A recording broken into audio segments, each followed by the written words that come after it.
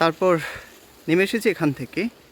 ছোট ছোট সাঁকো বানিয়ে দেওয়া হয়েছে, কারণ এখানেই মানুষেরা যাতায়াত করে এই সাঁকো দিয়ে। বড় বড় পাথরের কারণে এখানে মানুষেরা যাতায়াত করতে পারে না, তাই সাঁকো ব্যবহার করা হয়। এই যে পড়ে গেলে শেষ, একদম খুব ভয়ঙ্কর একটা জায়গা। এখানে ছোট্ট একটা ঝর্ণা পানি পড়ছে এই গরমকালেও, আর এদিকে বড় বড় পাথর, আর আমি এদিকে এগিয়ে যাব সামনে।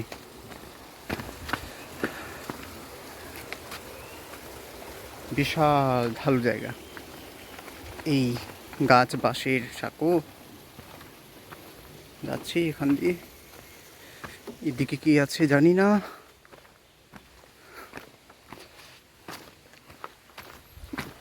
এখানেও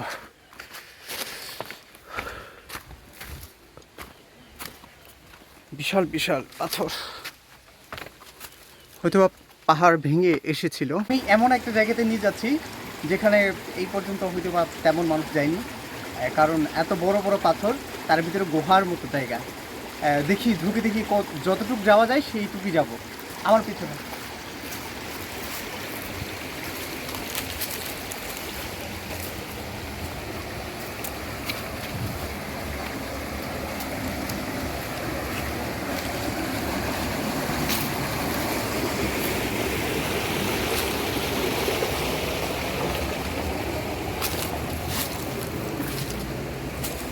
এবার এই ভিতরে নেমে যাচ্ছি।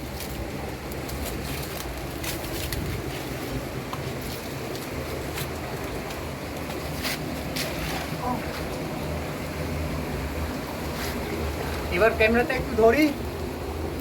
হ্যাঁ, অন্ধকার অন্ধকার। এই যে পাথরগুলো একদম শূন্যের উপরে যেন দাঁড়িয়ে আছে। এবার আমার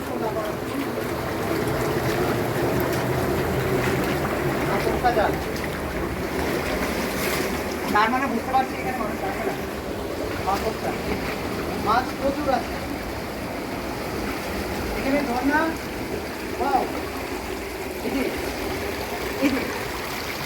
আমার উপরে একটা চুলার মতো ঝর্ণা।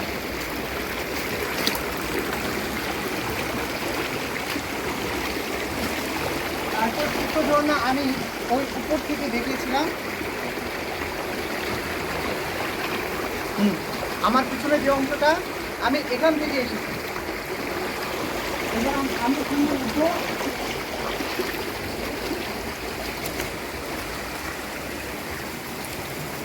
ও, এই পর্যন্ত হয়তো বা যাওয়া হবে না, আমি দেখাই। তারপর দেখি, এবার আমার সঙ্গে আসুন, আমি দেখাচ্ছি তারপর কি আছে।